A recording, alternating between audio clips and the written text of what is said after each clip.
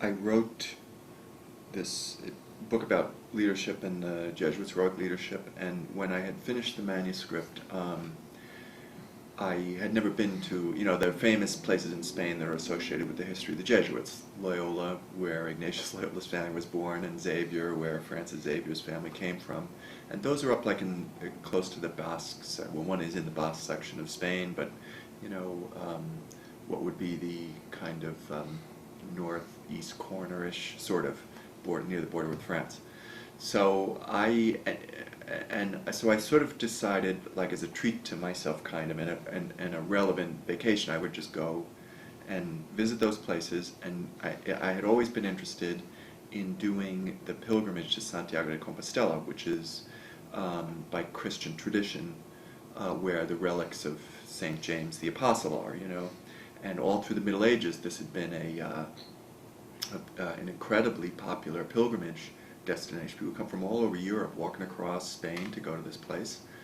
And today it remains an incredibly vibrant road. It's kind of promoted by the Spanish government and the Europeans as like a cultural treasure, sort of.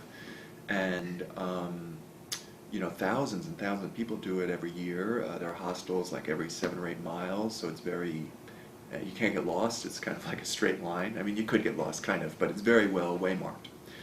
And so I'm going on this vacation, and I drove. I was kind of scouting it out to go walking later. So I would be like at 8 in the morning, the ugly American, heading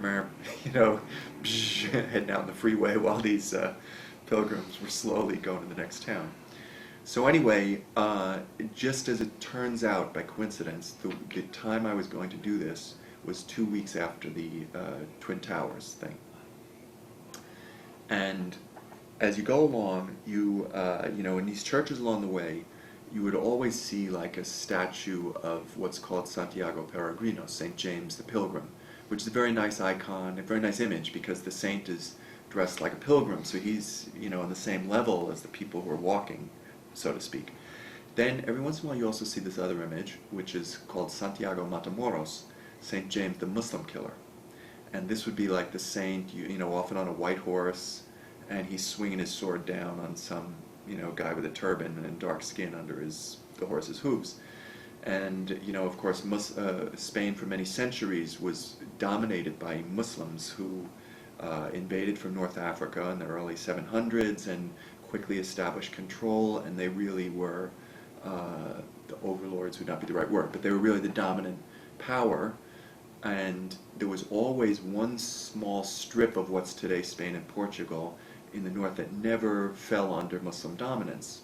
And that's where, over time, kind of the, I don't know what we call resistance, historically we say reconquest, desire to retake Spain for Christianity sort of came up. And St. James, who's the patron saint of Spain, kind of gets symbolically, mythologically dragged into this, so that image of the saint and the horse killing the Muslim is, St. James is going to help us to do this.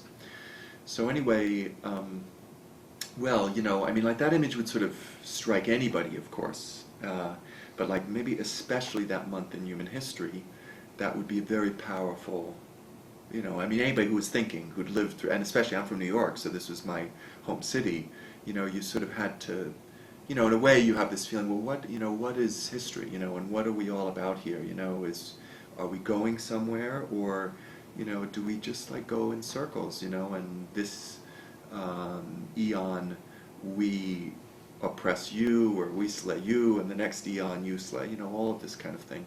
So I got the idea that, maybe it'd be interesting to reflect on that time in history, which is one of the very few where Muslims, Christians, and Jews lived together in substantial numbers in the West, what we call the West.